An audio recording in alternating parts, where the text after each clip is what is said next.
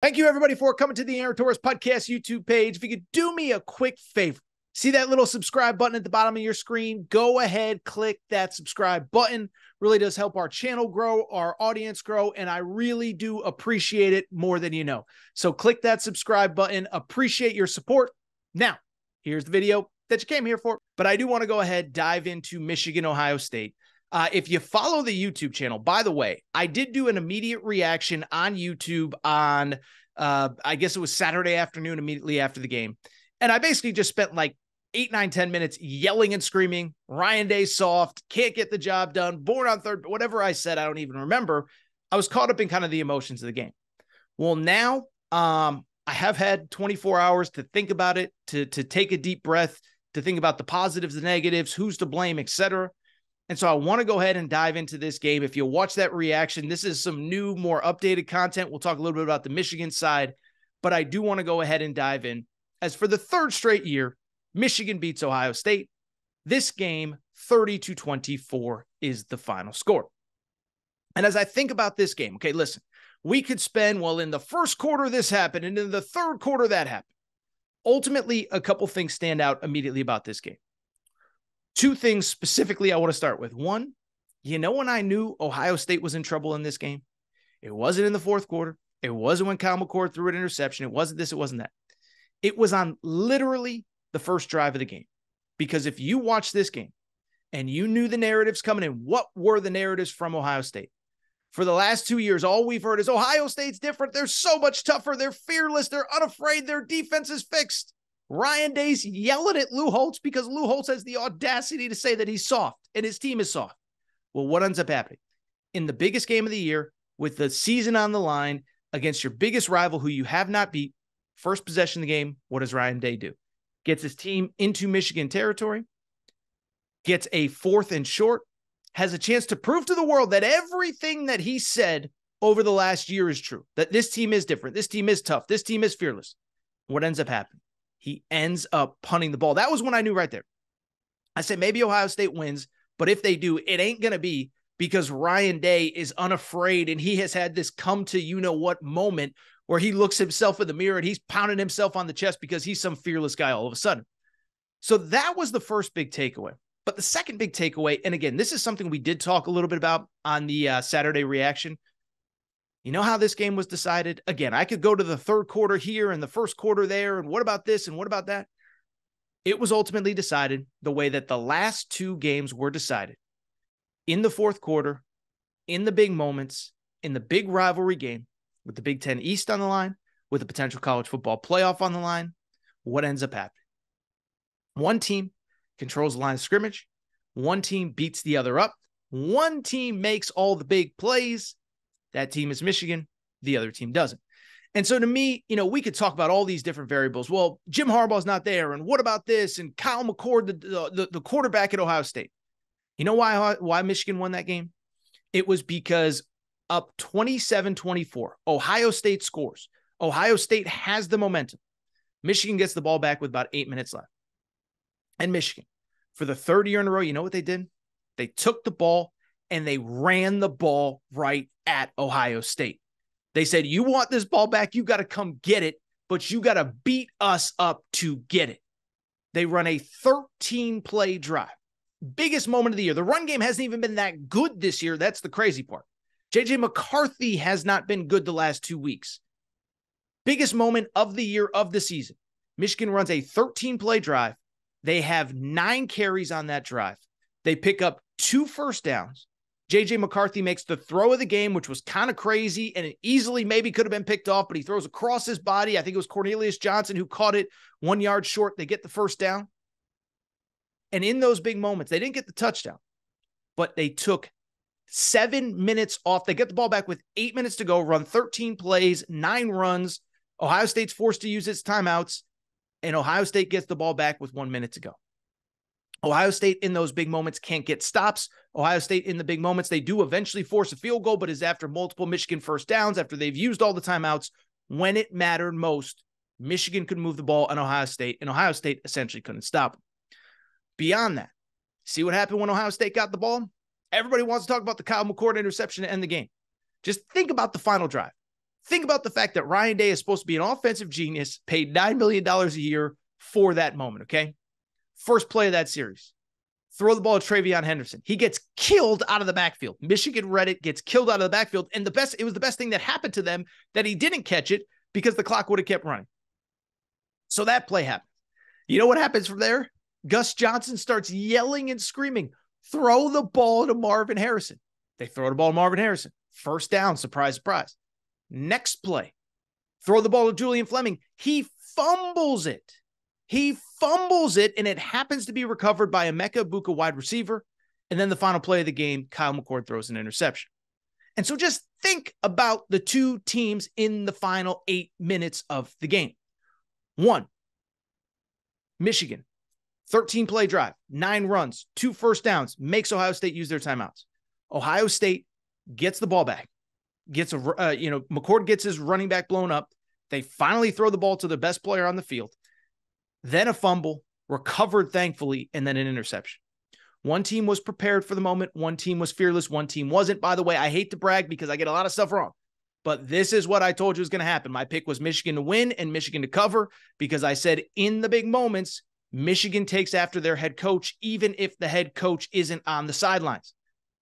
They're fearless. They're unafraid. They're not scared. They make big plays. As I just said a minute ago, Ohio State cowers up into a ball. That's exactly what we saw on Saturday. And so when we get into this game, what I want to do now is talk about both perspectives. And I know some shows, you always got to talk about the winner first. No. What am I going to talk about with Michigan? There's a lot to talk about, and we'll get to it in a minute. But the story here is Ohio State. Because for the 3rd straight year, Ohio State loses to Michigan. And for the first time, there are no excuses. Because I go back to, first of all, 2 years ago, it was snowing. And, there was a report that the whole team had the flu. Then last year, Michigan ends up winning again in Columbus. But then this year, let me say this. Listen, I have gone so many different directions on the Connor Stallion stuff, right? At first, I thought Michigan needs to be punished, but I assumed that there was going to be due process. Then there's not due process. Then I thought the Big Ten punishment was unfair, whatever.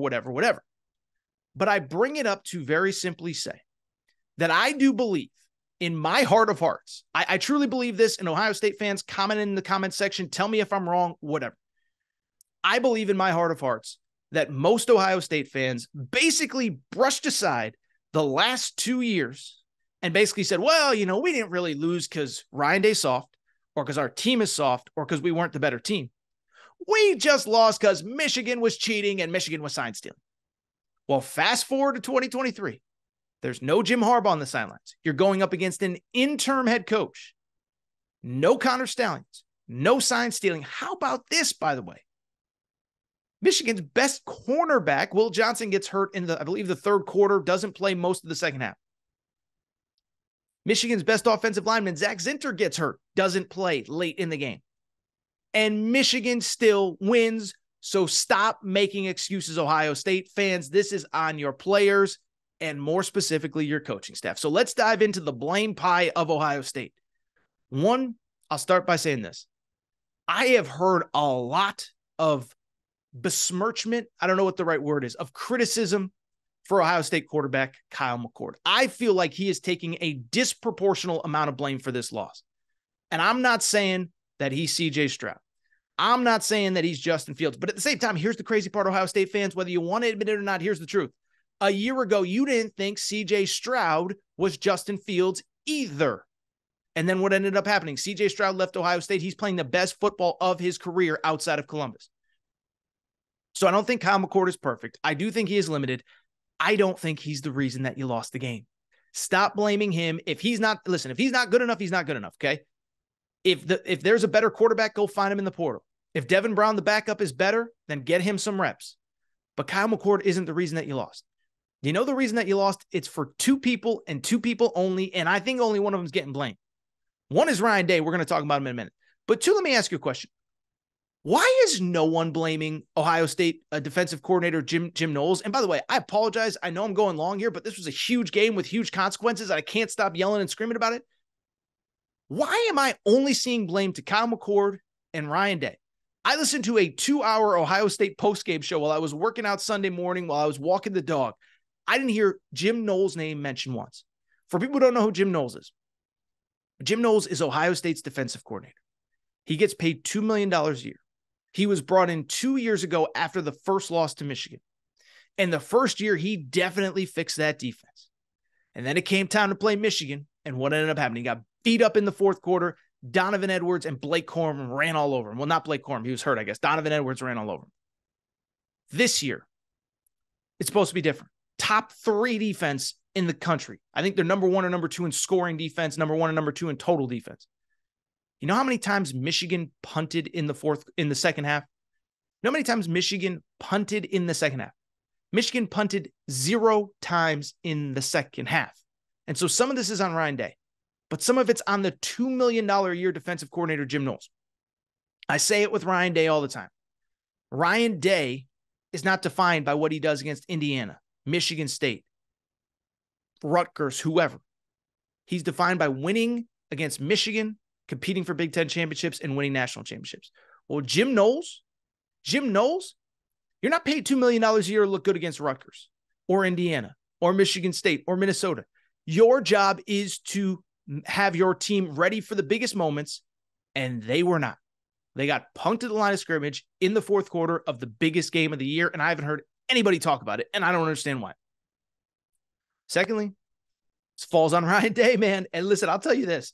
I have said for years, I think he's a little soft. I'm sure he's a nice guy, and this isn't a criticism of him as a husband or a father or a person. Maybe he cares about the players. Maybe the players love him. I don't know. But at the same time, in big moments, he's soft. I still go back, by the way. You can make fun of me if you want. The Lou Holtz stuff, to me, still speaks to everything you need to know about Ryan Day.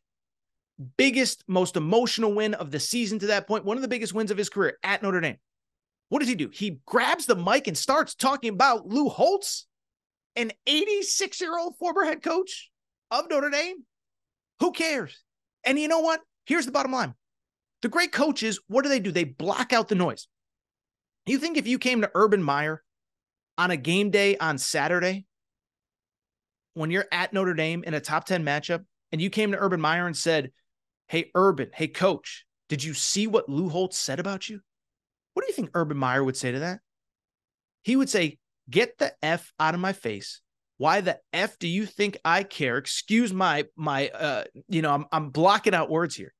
Get the F out of my face. Why the F do you think I would effing care what effing Lou Holtz has to say about me? Same with Nick Saban. Nick Saban might literally choke you.